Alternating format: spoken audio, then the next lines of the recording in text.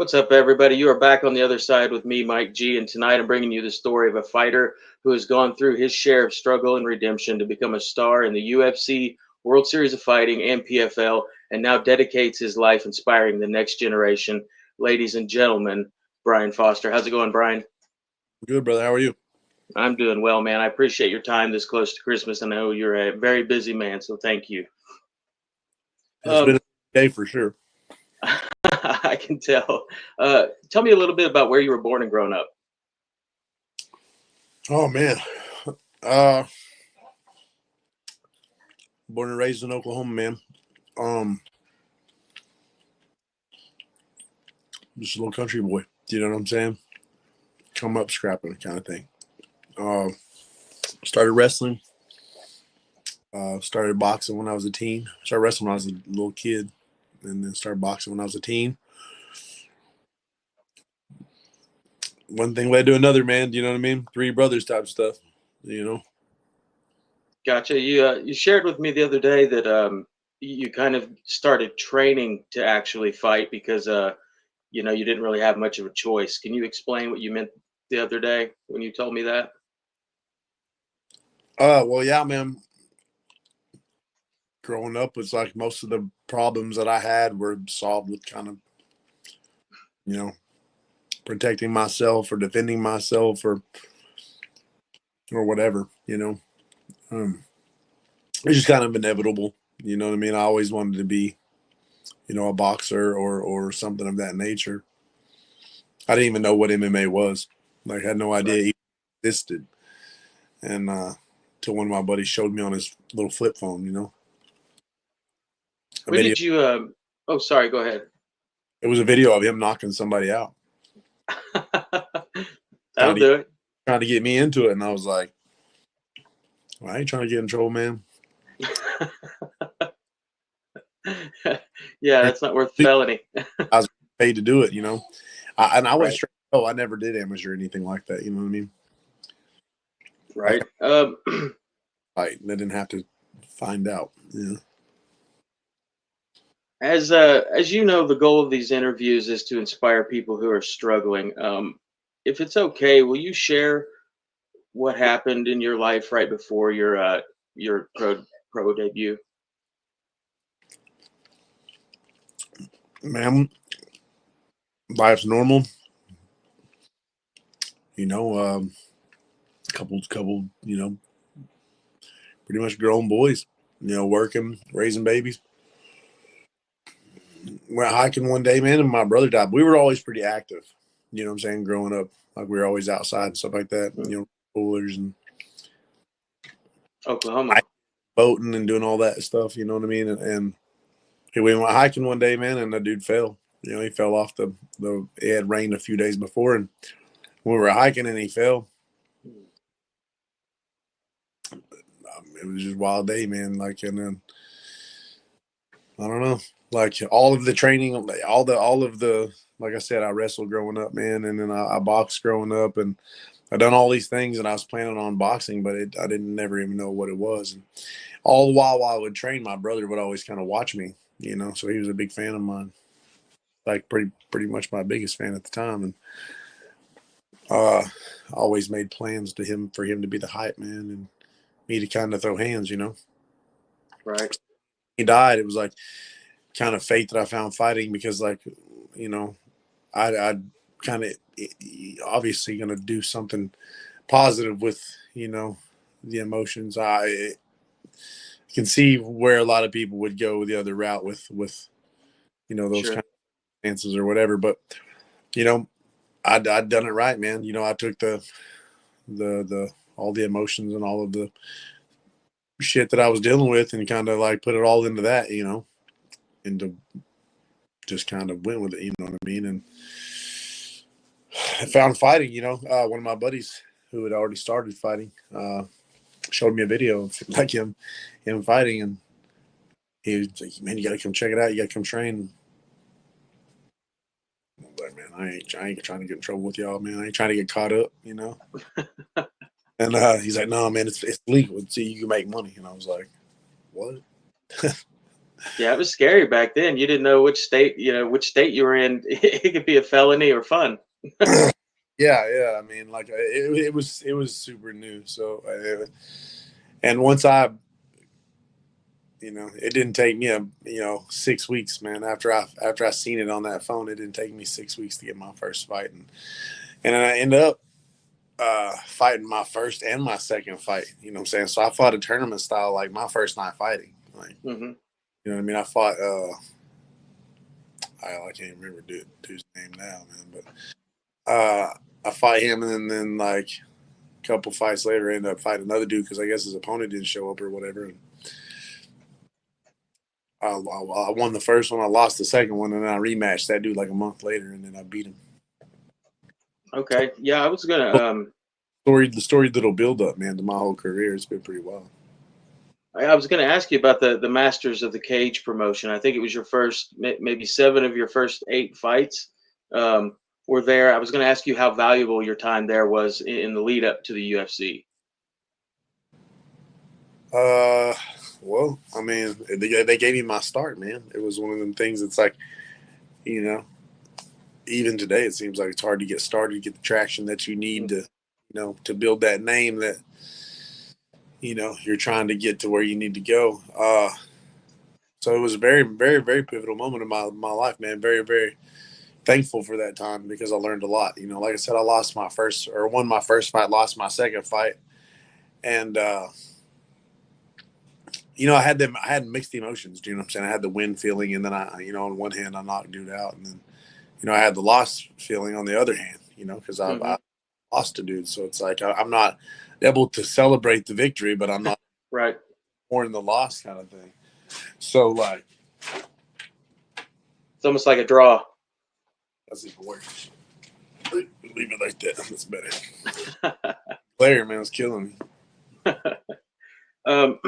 Do you think that fighting all of those early fights pre UFC in one organization, a fighter doing that, do you think that helps them out as opposed to eight fights for different organizations starting out? Does that make a difference in your opinion?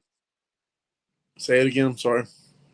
Like for instance, seven of your eight early fights before the UFC were with one promotion. Do you think that's better for someone starting out, or let's say their first eight fights are all in different promotions? Does that make a difference? Do you think Well, I mean, it depends on what kind of the fighter. stability? I guess. It depends on what kind of fighter you are, man. Because like I'm dealing with my son. Who's an amateur and he's Hmm. very skilled and he's very highly sought. So I can't get him fights. So it doesn't matter if it's on my show or whoever else's show. It's just hard to get him fights. So he's in a position where you kind of just got to take what you can get wherever it comes Right. at. And that's kind of what I see. The way that I did it, no, it was harder, easier for me because no one knew who I was for one. Right. I was a little dude because I was 176 pounds fighting guys that were pulling to 170. Do you know what I mean? Hmm.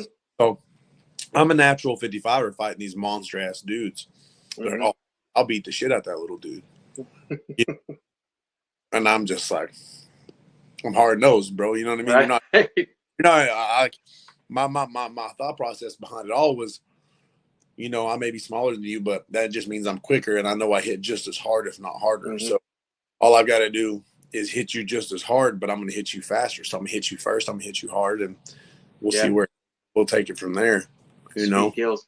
Yeah. So I mean, it really just depends on the fights you can get. What kind of fighter you're going to be, man? If you're, because I think that how my career started, I was one and Hmm. one. It was like much easier for me to get fights because Sure. guys like, oh man, he's tough, but he's beatable.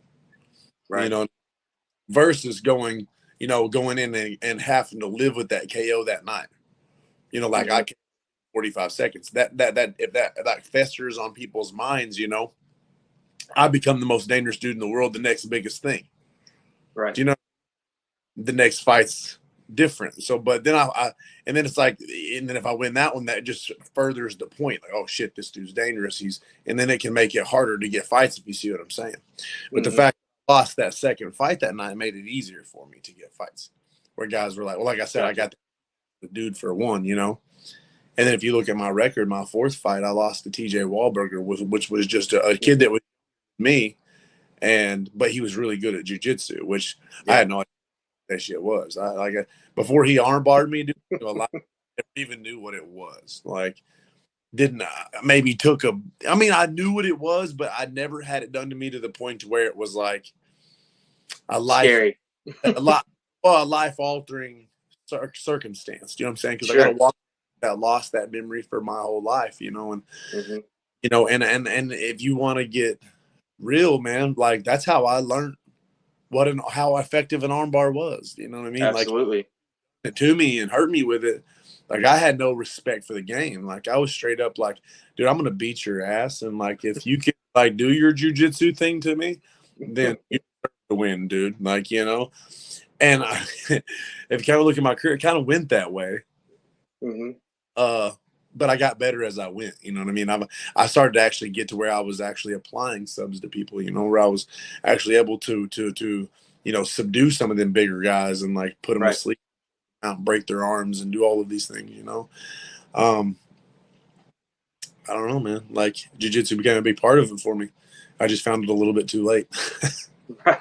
There have been a lot of guys that have, for a minute, have had the jujitsu doesn't work mentality, and most people have changed their mind. Yeah. I think that there was pivotal moments in my career too where, I was trying things, and Hmm. where and it got me in trouble. Like my first fight in that World Series of Fighting tournament, with Palomino or not Palomino, was it Palomino? No, it's Zoa. Stefarino. Hmm. And he heel hooked me. It was because I went for that entrance. You know what I'm saying? Hmm. I went to the 50-50 first, man, and I invited the exchange, and he caught me Yeah. open with that, and it's haunted me ever since. You know what I'm saying? And but those are pivotal moments, man. It's like I learn in the fight, you Hmm. know, more than I do. Gotcha. But yeah, All no right. question, man. Like it just really depends on, what kind of fighter you're going to be, what Sure. kind of heart you have. If you go in and murder the dude and he's a tough dude, then obviously the next fight's going to be tougher for you, and you're going to have to take it as you get it. So Hmm. All righty. After your loss to TJ, you went on an 11-1 run before getting the call that you're going to be in the UFC to face Rick Story. What was that moment like? How tough a debut fight in the UFC is Rick Story, and how did the fight play out? man, I'm gonna tell you what, like Rick's story, like so that whole little deal was a tricky thing for me, man. So Okay. I'm scheduled to fight Paul Daly. Okay. You know what I mean? I'm scheduled to fight him for like 7 or 8 weeks, bro. Like I'd been Ooh. put 2 month camp on this guy. Hmm. Well, Martin Campman, if you go back and remember, Martin Campman's opponent fell off, and Okay. Paul Daly had an opportunity to jump up on the card because he was actually a little bit of a name when he Hmm. joined you. And UFC give him the opportunity to jump up and fight Martin Campman on the main card, which left me Yeah. without which Story previously fighting uh and losing his UFC debut um to Mike Pierce. Hmm. No, it wasn't Mike Pierce. Who did he lose his UFC debut to? He lost to somebody, lost the decision to somebody. Either Can't or. remember. He's coming. I think it might have been Rory McDonald or something stupid like that. Well, I don't know. Either or, he lost his debut, and then he fights me, man. Like he had the one up on me. Here's the tricky part about the whole situation.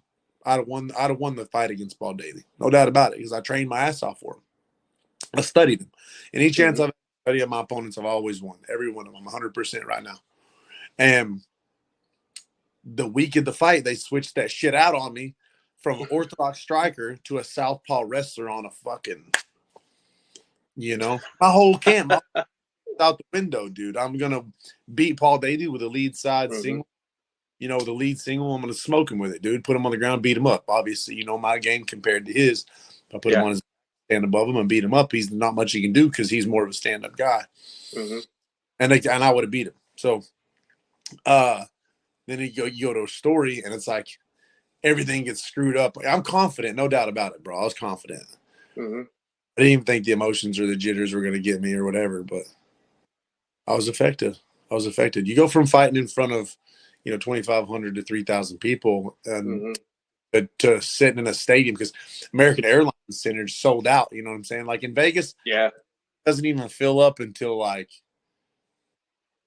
the main card. Let's be real. Like people Right. start by the main card, by the main event, it's full, and people are starting to already walk back out. Mm-hmm. Well, at the American Airlines Center, this was at a time in the UFC where like these new places and venues that the UFC went to were selling out first fight. Mm-hmm. Like first Yeah. fight, better be in your seat, dude, because like it's going to be hard to get to if you're not. Packed out, you know.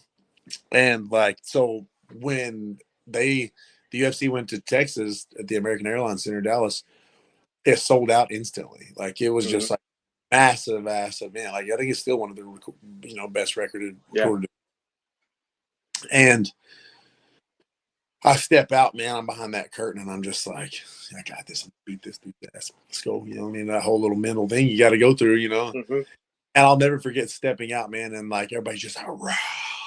And that air that I got from that, man, was like, it was really like knee wobbling. You know what I'm saying? Mm-hmm.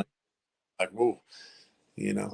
It didn't affect you on the walkout, but man, God dang, is zinging.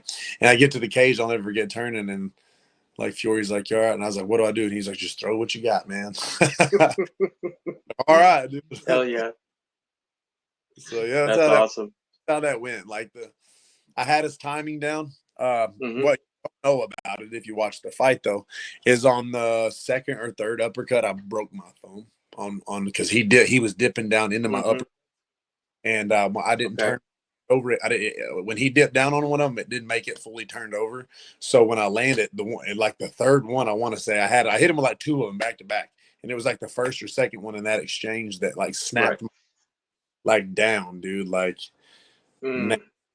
I'll never forget it, because then like when he shot in, I went for the guillotine, and that's something I usually get on people unless I'm hurt. Right. Well, I didn't think, like I didn't even feel my handbrake. Like, but when I went down to that guillotine and I tried to pull it under his neck, oh yeah, I You did. felt it then. Oh, he pulled his head right out that thing, like boom, dude, and it elbowed me in my face. First time I ever been elbowed. But Yeah. yeah, the Did you hell, catch some of those body shots that he was famous for? what's that? Did you happen to catch any of those body shots that he became known for later in his career? Oh man, no, he never Good. hit anybody. I feel like I had control of the fight all up until like the wrestling exchanges, and when I say like that dude was a big deciding factor in me going to 55. Them Mm-hmm. dudes, man, and I only had to face maybe, I don't know. I faced probably about 10 of those, gigantic sons of bitches, man. They're bigger, towering over me type dudes, and they Yeah. look down on me, buffed up. And I feel like I'm 8-2 against them if I had to put a number on it. You know what I mean? Like the Right. big monster type dudes, Uh, that takes me into my next question. Fast forward to UFC 123, your fight against Matt Brown. You were just talking about great, big, tall, gigantic guys. Um, talk about that fight and Matt as an opponent. Yeah, if you go back and look at that fight, dude, now he was tall, he was long. You Hmm. could, he was a little thicker than me too, seemingly. And I had the flu, bro. Hmm. Like I was sick. You know how you can hold your ears and you can hear yourself talk. Yep. I had that going on before I ever walked out the tunnel, dude. I'll never forget it. And I just felt flat. You know what I'm saying? You hear Hmm. fighters about that shit. Yeah. Like it wouldn't work. Hmm. Serious, bro. I was glued to the floor. I don't know how the hell I like. He, you know what? I felt like I was dead until he kicked me in the nuts. Okay. Like That woke you up. it pissed me off. Like Yep. first time that he did it, and Joe Rogan never caught this, bro. Like if you go back and watch it, I went to switch lead. I went Hmm. to a switch kick, which I went to use my lead leg to throw a kick up, and Matt came around with his rear leg, which put it right up my center, right in the tank. I mean, it hurt. Hmm. It's like a spike right up your in the and on the break, you can see when we come back out, I throw a spinning back kick, and it's the Hmm. same. He just hit it from the backside. So he kicked me twice back to back right in the tank, dude. It was the weirdest feeling I ever felt. I swear, man. I to this day I've been done like that. I've lost one before. You know what I'm saying? I felt what it's like to lose one of them dudes. And Mm-hmm. like that dude hurt me with that shit. Like it was like really gave me something like to fight through in a fight where I was like, all right, I gotta get this over with. Top. That was that feeling. Swear. Wow. Yeah. And I tend to I do that myself in positions where I get cut or mm-hmm. something bad's happening. And then that's when I get like mad or emotional and I'm in something fight ending happens. Mm-hmm. You know? And there are a lot of fighters like that. I think Yeah. they have to get hit a few times. One of my all-time favorites, Chris Lieben, I always felt like you had to beat him up for a while before he hit the go button. Yeah, man. I feel like Forrest Griffin was kind of that way too. Yeah. You know, yeah, they're out there, man. And I didn't ever. It's crazy the shit that I dealt with in my career, man. Because like, you know, I was a pretty defensive fighter. I mean, I've got well over 20 fights, bro, that I've never even been fucking hit in. Mm-hmm. So to deal with the brain shit and all that stuff that I went through my whole career, and it be as roller coaster as it was, Mm-hmm. like it's super baffling to me that I'm That the one that like it's just insane, dude. Like, Yeah, that brings me perfectly into my next question. 2010 rolls around, and you experience an injury in training camp that altered the path of your career forever. What happened in training? And talk to us about the scan, the head scan afterwards, and the so fallout from that. so that's the precursor to this whole thing here. Like Mhm. it was never an injury that happened in training. It was never surgery. It was never like so when they started like they took like when we first started having to get scans or whatever, we would just get CT Mhm. shit, right? You know, and my shit was always normal, just like everybody else's pretty much. But then they start making you get these brain MRIs with contrast and these things of that nature, where Mhm. or spots on your brain Right. or bleeds or whatever. You know what I mean? So we finally get into that era of things, and my first time getting one, it shows a spot on my brain, which they flip the fuck out about, and everybody's like, "Oh, Mhm. your brain's bleeding. If you get hit one more time, you're gonna die." No, no, no, no, no. Yeah. And that's not the case. It's not necessarily about a spot on your brain. It's where that spot is on your brain, Mhm. because we all have them. A baby that donks his head, or walking in a room donks his head on the coffee table. The little fella's going to have a lesion on his outer grade Mhm. of his brain, this exterior of his skull. You know what I'm saying? Right. And like a little firecracker singe is the way they Mhm. explained it.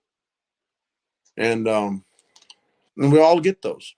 So we all have lesions.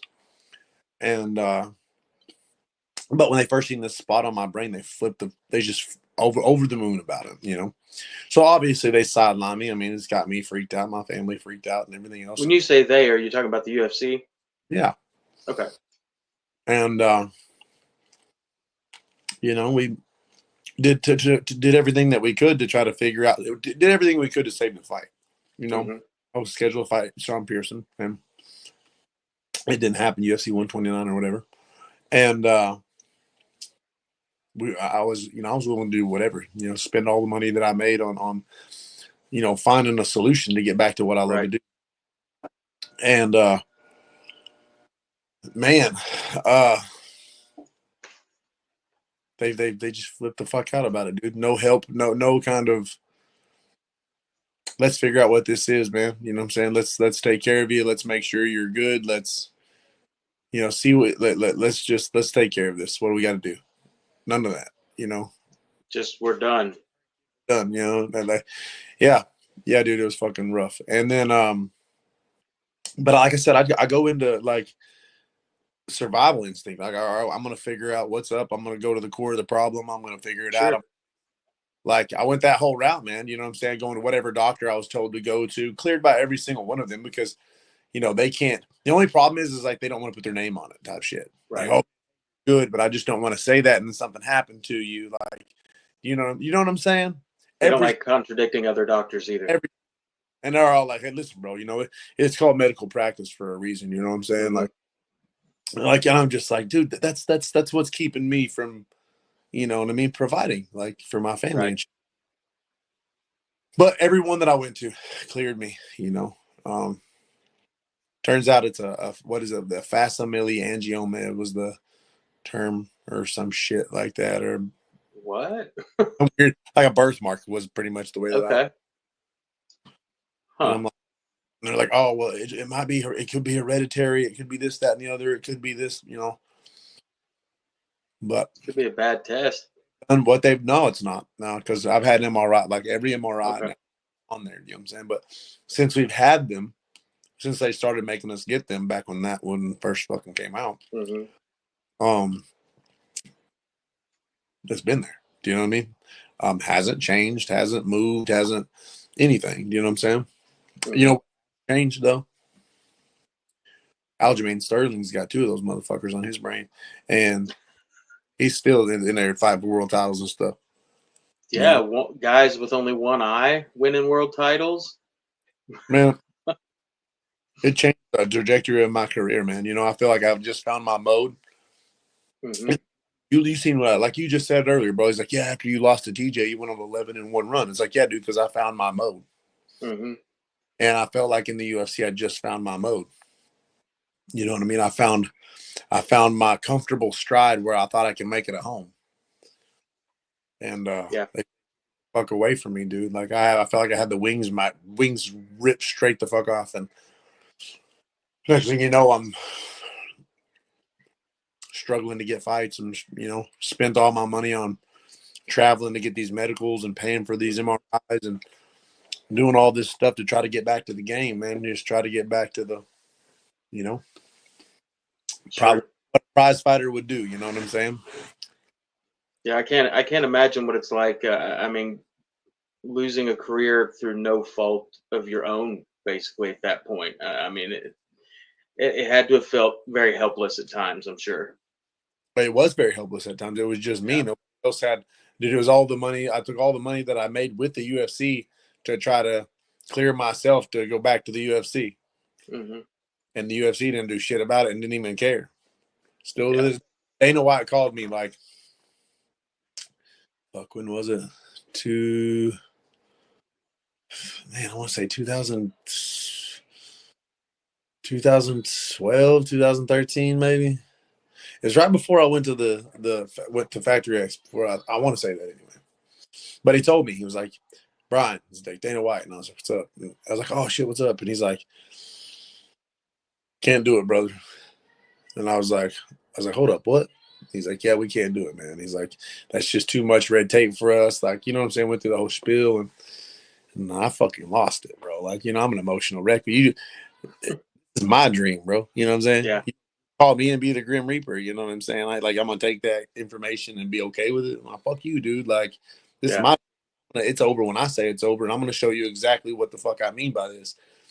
And I've done it the whole time, bro. Like I just Hmm. because if he gets hit one more time, he could die. I never stopped training. I never stopped fighting. And then you could see the gist of it and through my career. Because even when that happened, like I went to the WSOF, I won that 8-man tournament. I did all these other cool things. You know what I'm saying? You know, there's some shit that's not on my record either because, you know, right after Dana called me, no shit, dude.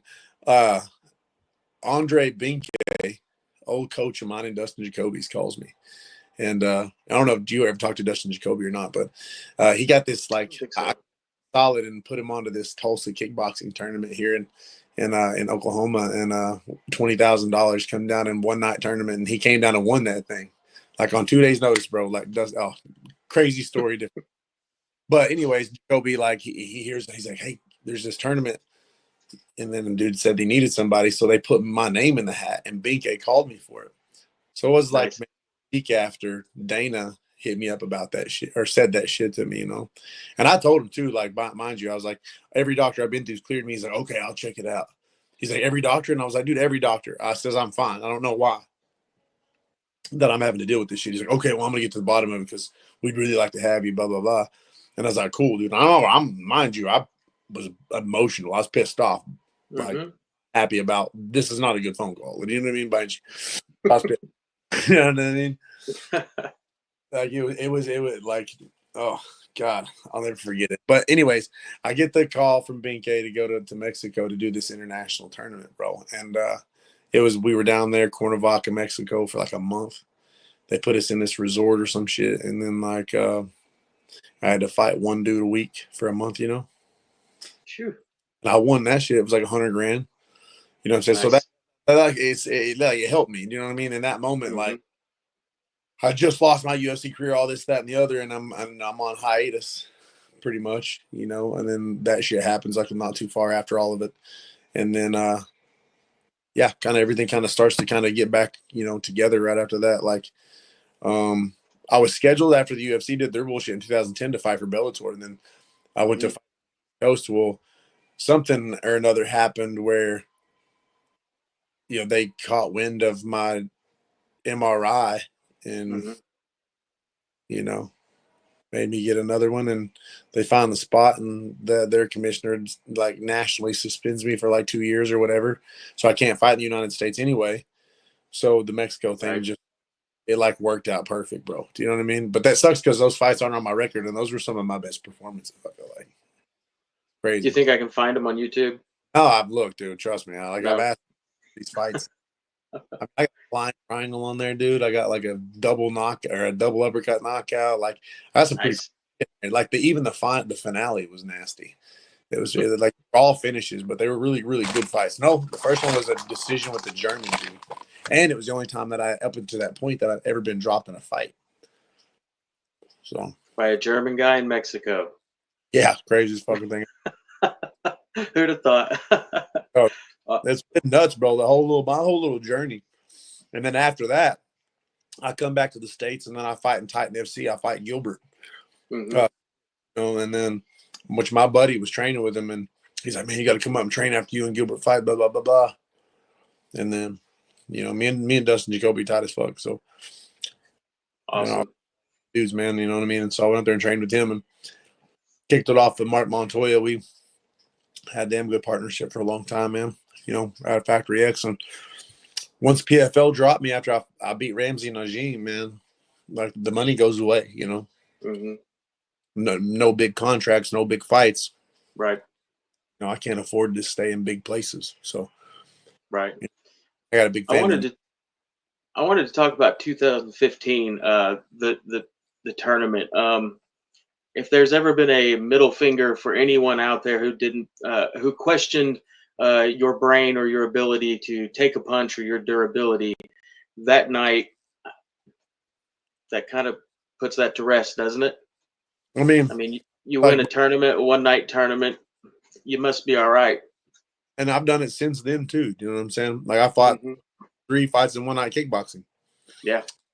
and I've fought multiple times, and that's just the way that I go. I don't know, man. I just love fighting. I'm different. You know, they don't, and I match make fights these days, bro, and I see it so much that hmm they don't make them like us anymore. Do you know what I mean? Like Yeah. they really don't. They're trying. They're taking fighters and turn them into athletes. Yeah. Absolutely. Show me a Don Fry these days. And there isn't any of those. All And right. everybody's like too stealthy. And everybody, like, thing is everybody knows how to fight these days. Yeah. Everybody has a little jujitsu. Everybody has a little wrestling. Everybody is really good at striking. So it's like, you know, everybody has it these days. You know, Yeah. Progression of the sport. it's hard. It's hard to stand out and be special. You got to have an it factor. You know. Yeah. Definitely. Um, March 12th, 2016, at World Series of Fighting 29. Can you describe for me what a Justin Gaethje leg kick feels like? Yeah, man. Like first, fucking landed a solid lead leg kick, man, and it like turned my kneecap like inside, so it like dislocated my kneecap. If you go back and look, Oh.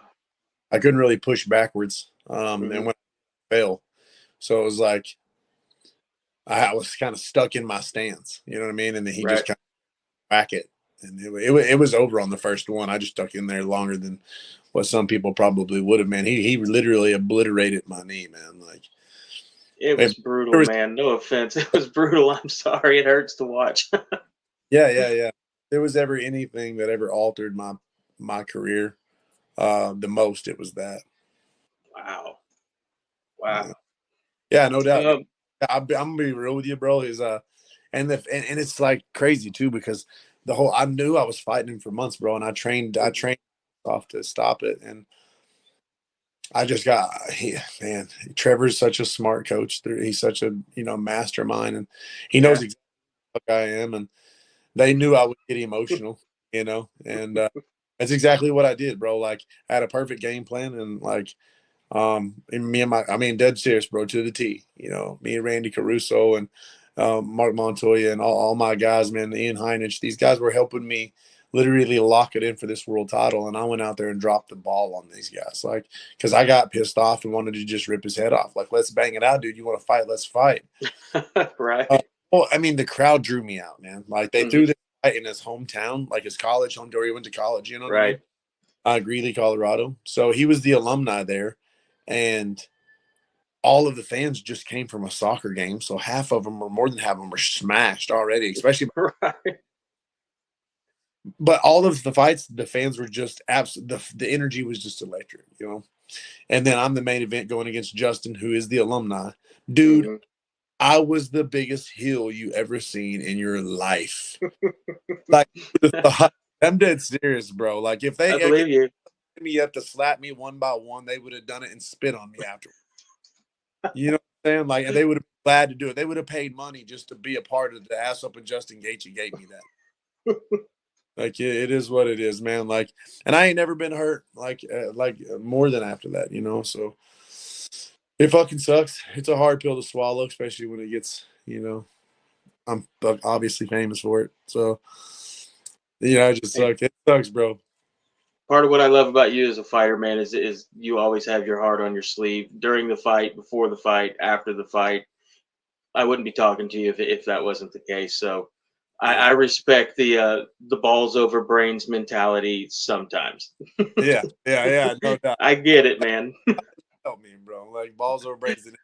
Yeah, and I wish more than I think about it all the time about that moment and how I lost it. Whereas I should have wrestled, man. I was waiting for the kicks to wrestle, but if you look here, every time he kicked me, I wanted to punch him. So Yeah, like whole emotional mechanism in me like shit the bed in the game plan. So, I get it.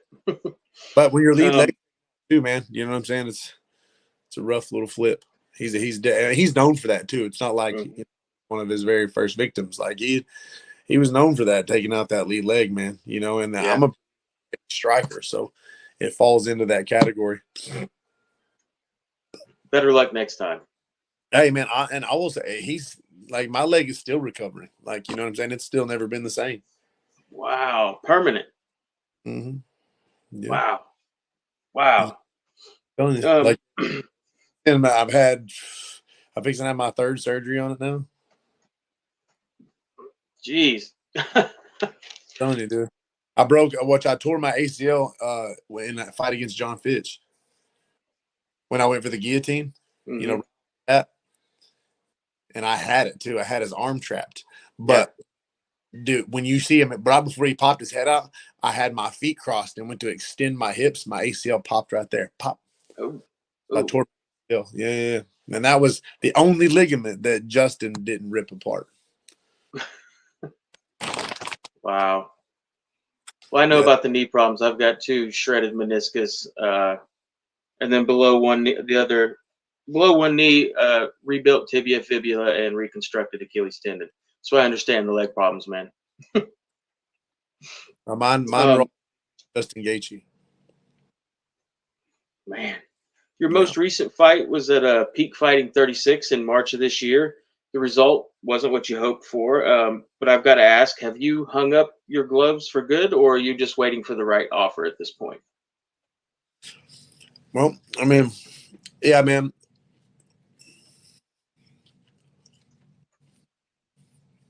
I don't know. I want to fight. It's just hard to get them. You know, Hmm. I'm 40 now. Right. My son's 22. Fantastic athlete, fantastic fighter, and I got several athletes. You know what I mean? It weighs on me every day Hmm. that I'm not training to fight like I want to be. Right. But and I know that them guys need my time and stuff, so it just eats at me that I'm not able to commit to one of the other because I'm half in and half out type shit on both of Right. them. So it maybe one more, if it's appeasing offer. Hmm. There's not many more of that. Right. I'm Gotcha. waiting a second. Like I'll Um, I don't know, man. Like I love fighting. It's one of them things. Like I love it. Like I said, mm, I'll miss it. Like it's one of them things. I don't know. I was born to do it, bro. Like if there was ever anybody that you've ever talked to that wants to say that shit, then do that. Dude, I'm one of the ones you can believe it. I was born I to do do. it. I absolutely believe it. Um, I would like to know during your career if you could have fought anyone that you didn't get an opportunity to fight. Let's call it a dream fight. Who would that maybe have been? George. George? And it Awesome. was at that time, dude. Like I trained with Matt, and they had their little thing, Hmm. and he was just the best. He beat the best, and I went train with Matt because I wanted to be the best. And the story is that you have to beat the best, you have to train with the best, or you have to beat the Yeah. best. You have to surround yourself with them, and I did that. I immersed myself in it, and I learned what it was to be under Matt. I learned what it was to find a way to be on top of Matt, and Hmm. I learned a lot of shit from Matt, and I learned a lot of shit from Mark Fiore. You know, would I have beat Matt or would I have beat George at the time that I was training to fight him? Nah, man, I wouldn't have. The guy that you've seen fight in that tournament, the Hmm. second, that's who would have beat George. The guy you've seen fight four Spets in Hmm. Houston or Austin, whichever one it was, Yeah. that guy would have beat four Spets or would have beat George. Like you can see the spurts of me where I could have beat George, but Hmm. I mean George was who George was. Yeah. He like couldn't be beat when he was on top. And if you did beat him the two times that happened in the rematch, he would just beat you back. Unless he did, because it only takes confidence one time. That's what he had to have against Matt. Hmm. Yep. All right. Who would you put on your personal Mount Rushmore of MMA? Top four. Top four. So I mean, you can't go most dangerous, but you got to go guys that your Mount Rushmore's got to be guys that laid the foundation, set the stone, that changed the Hmm. game. I mean, you got to put Hoist up there. Yep. He obviously, created a stigma. Um, I feel like Fedor Emelianenko is Hmm. up there. I feel like the American that changed it for us,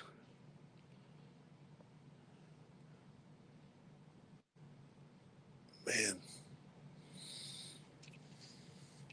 the American that changed it for us, the American. I mean, hell, you got to give it to Matt, right? I Yeah. mean, you got a Brazilian one up there, you got a Russian one up there, and the American to really change the game and alter the foundation would be Matt with wrestling, Hmm. you know, and then George. Awesome. All Don't you agree?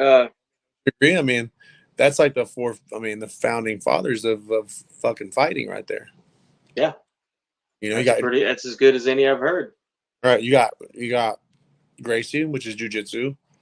You Hmm. know, just brawling, whatever. And then you got Fedor, which was just wrestling, sambo, just annihilation. Hmm. You got American wrestling and jiu-jitsu, and then you got George, who's a martial artist, who kind of Yeah. generated that whole little thing there. Yeah. That's a good one, man.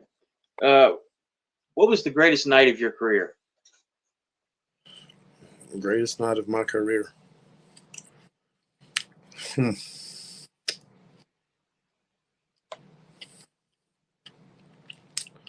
The greatest night of my career. That was a If you lot. had to erase the memories of every fight except for one, which one would you keep? Mm, man, that's a hard one, bro. Like there was so many. Yeah, look at my. I mean, you see my shit. Like, uh, I don't know, man. Would it be that first win? Would it be No, the Matt Brown? Would it be the tournament? Bobby Volker, and it's not even on my Okay. record. Okay. How come Bobby? I fought Bobby Volker in 2008. Hmm. I want to say, and I was 10-2. He was like,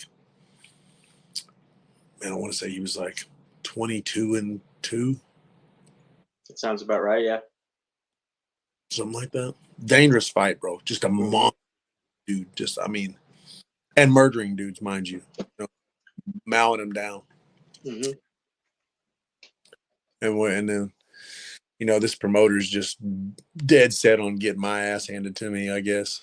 And tough dudes he can find or whatever. And, uh, you know, like I said, I was a little guy, so everybody was like, I'll fight that dude. You know, they're paying good money, obviously. Uh,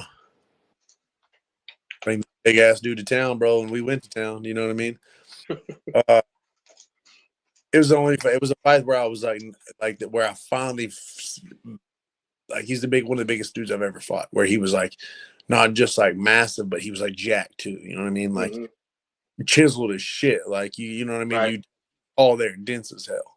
And bro, I was like, damn, this is gonna be rough, dude. I gotta hit. I gotta hit him. I gotta swing a lot. And I'll never forget it, dude. I hit this dude with a Superman punch, and he just stone colded it, like eight, bro. Like, and 3 or 4 more times, boom, boom, boom, boom, boom, and he just ate it. And I'm like, oh shit, you know what I mean? And then we come out in the third round, bro, and I start like I hit him, and then like I back off, and he comes into me to counter. I step off, and I head kick him, bam, and I drop him. And I'll never forget. It was like the last 10 seconds of the third round. You know what I mean? And like I'm sitting there I'm going for the finish. I posture up in his guard, bro, and like I slide back, you know, and I come down with this big shot. Last punch of the fight, and he moves his head by like this much, bro. My hand barely on, smokes the floor, bro, and it shattered my hand. Like, Oh no. oh yeah, like broke it like my number one metacarpal right here, man. Like, Mm. and that was that one right there was like, you know. And then I'm at the hospital to insult injury. Like, he had nicked me under my eye, but Hmm. nothing had fared from it. But I'm at the hospital and I'm in the bathroom. I'm pissing, and then I'm washing my hands and I'm about to walk out the bathroom, and I noticed that nick on my eye, and I rubbed it a little bit, and then I felt like I had to blow my nose, so I reached over and grabbed a piece of uh, napkin right there, Hmm. and I blew my nose while I'm looking at in the mirror, and my eye went and swelled Oh no. completely. Like and it's the first time it ever happened to me, and I'm like, Yep. freaked out. I was like, I'm blind, but I freaked out completely. It was crazy. But Oh yeah, no. that fight was a very, very. I knew I could hang with the big boys. You know what I mean? Right. These next few questions are kind of a pick one and give me a reason why question. You're probably going to think some of them are goofy, but the point is, I want to present you as a normal guy, not just a brutal face smasher. And these are normal guy questions. So here we go. Dude, I have a resting bitch face that seemingly many people hate talking to me. Pulled pork or brisket? Brisket. All right. Uh, if you're ever in Fayetteville, I know it's not too far from Fort Smith. Come by Whole Hog Cafe. I will hook you up with world champion winning barbecue on me. Are you? Is that where you're at? Is in Fayetteville? Yeah, I'm in Fayetteville. I'm just down the road from you. I used to Oh, live in Fort Smith, right off Kelly Highway. yeah, man. I've been in Fayetteville a lot. Biker Blues and Barbecue. Yeah. uh, both in their prime, Ali or Tyson? Both in their prime, Ollie or Tyson. Hmm. I'm gonna go Ollie. Yeah. All right. In your Without bathroom, Ollie shirt on. yeah, always. He's the greatest ever. You know? In your bathroom at home, TP over or behind the roll? I don't even fucking know, dude. My wife just use it. Just grab and pull. I think it's over though. There we go. Most people do. I just like I can't wait to find the one person that says behind because I got to know why. So I got to ask. Right. All right. Coffee or energy drinks? Um, man, coffee, but limited. Okay. Dude, bad. Like, and I was addicted to them for like a long Hmm. time.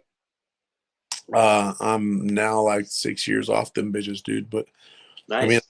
used to you buy one get one or some shit. You know what I mean? And so I'd always get the two. And I'd Hmm. crazy Yep. That's how they get you freebies at the little bit beginning. out of nowhere, bro. Crazy story. Little lady out of nowhere. Sir, I don't know you and you don't know me, but she said that she was a cardiovascular surgeon. And she said in the last 30 years, she's never seen more people on her table than from what I was holding in my hand, which was I dropped them. I never met this lady, dropped Hmm. them, never picked another one up. That's scary. God, right there, bro. I took it. All right. Yeah. uh, both in their prime again. GSP or Anderson Silva, the one we missed. George, wrestling. Gotcha. Think you did the same thing Chael did without the mistake in the last round? Oh, yeah, for sure. George never hung his head like that unless Yeah, he had George. So, I agree. All right. Sooners or Razorbacks? depends on what year, man, but the Sooners for sure. Gotcha. All right. Who do you have a better chance of beating, Chuck Norris or Bruce Lee? Oh, Chuck Norris. Well, man, I don't know, dude. That's this. You're going to become one of his rumors, and that'd be a bad deal. Um, I don't know. Like in real time, I would go with in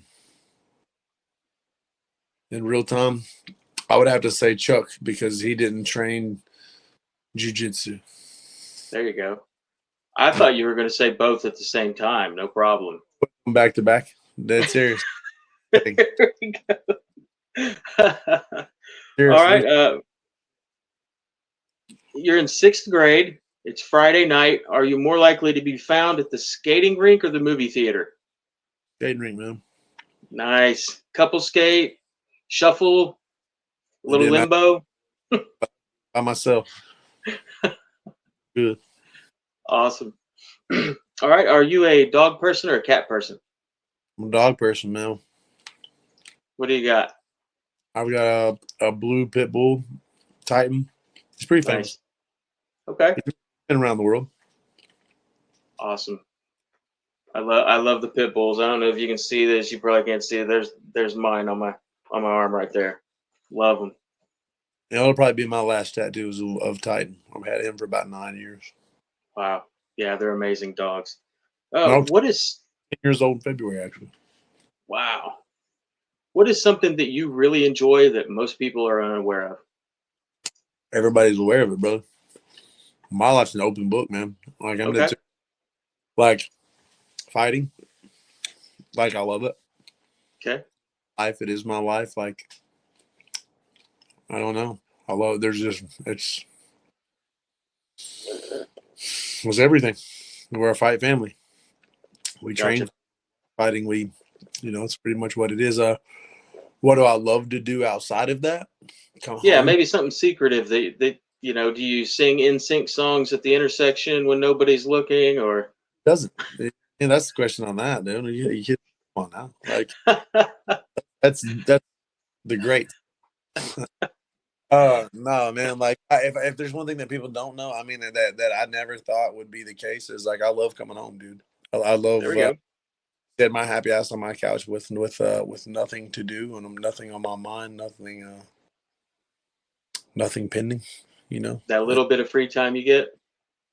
It's rare, but I do enjoy coming home a lot more. Hmm. When I was younger, I didn't much enjoy it as much as I do now. So Right. life at home is much different. You know what I mean? I got married a couple years ago. This Okay. little girl locked me down. That No, can't be easy. no, it is. Not what for her it was. You Okay. know. But yeah, man, she gave me a couple new boys. You know what I'm saying? So I got two new sons. Raiden. Awesome, man. Yeah, man. One's 3, one's 10 months. Wow, you're kind of in the same boat as me. In the 40s with new babies. I'm 45 and I have a 6-year-old, so I can understand the struggle there. Yeah, man. I don't know why we put numbers on having them little dudes. I get it, like being active as a father. Your kid gets up there, you Hmm. know, 11, 13, 15. You want to be active with them or whatever. But I feel like I'm always going to be active. Do you know what I Right. mean? Even with knee surgeries and shit like that, I'm always going to be who I'm supposed to be. So Yeah. That's I'm a, awesome, man. no, I'm meant to be dad, dude. Like I said, I got a 22. You'll hear about Alex. You know what I mean? I don't know if you Gilbert Smith. You know him? That sounds familiar. I fought him in the Titan FC, but his son Okay. fought on the Dana White's Contender Series, Okay. and Didn't he know won. that. Right. Well, and he won. He got the contract or whatever. So he's actually, you remember Ryan Couture? Yes, Randy's son. Yeah. Didn't he fight in UFC? I think he fought one He fight. one or two, yeah, and then that was it. And I believe he went to Bellator after that. Right. The only father son duo that's ever fought in UFC. You know that, right? I not until you said that, but now I remember. Yeah. Yeah. Right. Well, now Elijah and Gilbert are the second. Because Okay. That's Ultimate, awesome. Gilbert fought in the Ultimate Fighter, and he fought Hmm. in all that shit afterwards. So, and then now Elijah's in there. You know what I'm saying? I think that Alex will be the third. So, That'd be wild. Um, yeah, you'll hear about my kid, man. I'm for sure about it because, like I said, we're a fight family. You know what I mean? And he could have played baseball wherever the fuck he wanted to, but this dude, for some reason, I guess his daddy wanted to fight. Gotcha. Talk a little bit about the River Valley Combat Academy just down the road from me in Fort Smith. What do you guys have going on there these days? Just a little bit of everything, man. Do you know what I mean? When it's always been like a goal of mine to because I was that kid when I came up, like I couldn't, didn't have a place like this, you Hmm. know, when I went to, the hit squad with Matt Hughes and those guys, never been to a gym before that was like that. Like never, Hmm. you know, um, and I told myself when I went there, I'm going to bring that home. I'm going to bring that kind of gym home. And, that's what I did, man. I've been saving gear and saving training stuff for years, and right around the time that I started training to fight Justin Gaethje, I started kind of all putting it together. Hmm. 2000, just kind of had my coach, Montoya, pissed off a little bit, at the time. Feels like I was losing focus on the fight a little bit, which I think about a lot. But yeah, no, man, we've been open for almost 10 years, bro. Like Wow, crazier and shit. that's Like awesome. thought that'd have been the case, but several great fighters, man, like have passed through our doors. You know what I mean? None to make a crazy run at anything special yet, but great men. You know what I'm saying? Hmm. Like you start off with good fighters, and then you when you do justice, regardless in their career or not, and they walk away good men, you feel like you're still successful. Do you know what I'm saying? Hmm. Like it wasn't just a total loss of a career if you feel like that they were better afterwards. Right. So we're not Something. fighters, man. We're building men. So Right. Something I interviewed Matt Brown a couple months ago, and something he said that I think is applicable to your life and what you have going on is he told me that um, he's reached the age, he's in his 40s to where he feels like he's at a point to where the first half of his life was for him, and the second half is going to be for everyone else. Is that kind of a way that you feel as well? yeah, yeah. There's still a part of it though that I've got to. I understand what it means to take care of myself, man. Hmm. If I don't take care of myself, then I can't take care of anyone else. And Sure. it's one of them things that like I'm also learning the more that you try to do for people, you know what I'm saying? And like the more of a tendency you have to upset people by not getting what it is that they expect you to get done. Or Sure. so I've actually like my circle's gotten really small like in the last couple of years, man. So I'm 8 years sober now. That's awesome, man. 7 years sober now. So like, yeah, dude, like, and I wasn't like an alcoholic or anything like that, but just I would recreationally drink and stuff, and Hmm. seemingly like that was just always like a bad part of my career. Right. Was fighting and drinking. Like I would fight and then we would party. Like I'd go fight camps, no drinking, and then I would fight and then I Make would up for it. like, and it was like, man, it was horrible. But you know, I didn't even know that was something that you had gone through. So, congratulations on your sobriety, man. I have a little over 18 years myself, so I know how hard 8 years is to make. yeah, dude, Big congratulations. it really wasn't like, that's why I say I don't say it like, I don't know, man. Like I don't, you know what I mean? I don't really say it. I just never, I don't know. It was just kind of something I just stopped doing. You know what I mean? Right. Wasn't really Not any. everybody needs rehab and a medical detox and a 12-step program. Right. But I do know this though, that shit in my blood don't mix, man. Like I'm a different human being. Like I'm not even the same human. So it's like I know that's the worst drug on the planet. I Yeah. feel like it was the worst drug on the planet, man. Yeah. And the fact that it's so socially acceptable doesn't help. Yeah, it's crazy. It's nuts. All right. If you have a message for people who are watching this or who are going to watch it, who are struggling with all the different things that life throws at us these days, what is a message you would share with them about not giving up? Uh Not giving up. Find a reason why not to, whether it be the people that love you, or something that you love, find a reason, throw yourself into something. Hmm. You are worth it. You're not alone. Talk to Yep. people, shout to people, communicate, you know, try. Because I think a lot of it is for lack of trying. I think that, Hmm. get over yourself, get out of your own way, Yeah. suck, and give it a shot, man. Like, don't, you miss 100% of the swings you don't take, so, Hmm. you know, all of that good shit, It's all of good that shit, man. motivational stuff that I can throw at you. But man, you get one life, man. You know what I Hmm. mean? That's it. And it's not as long as you think it is. So tell Never is. everybody you love them, and tell everybody that how thankful you are about them, and or for them, and you know, hopefully you get that in return. Exactly, man. What is the best way for fans and friends of you to keep up with you and what you have going on? Oh, brother, I'm an open book, like I said. You got the Facebooks, which I've got a couple profiles, so I tend to be able to respond to those pretty quickly. A day or two maybe. Gotcha. Um, the Instagrams and all that stuff. You know what I'm saying? I'm hit or miss on it all. I'm not gonna lie, bro. But uh, the gym, River Valley Combat, you can always find me there. You know, Alrighty. somewhere around the Um, fight in Oklahoma. You know, right. I don't have any more questions for you, Brian. I appreciate it. Is there anything else you want to share before we go? hey man, I appreciate it, brother. Thank you for your time. Awesome.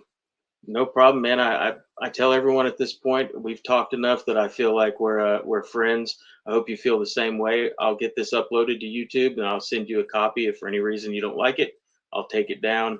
Thank you again very much for your time, man. It's been awesome following your career for the last almost 20 years. I appreciate you, brother. I'll All keep right, you up. man. Have a awesome, man. And I'm sure I'll talk to you again. And have a great Christmas, man. All right, brother. Appreciate you. All right, have a good one.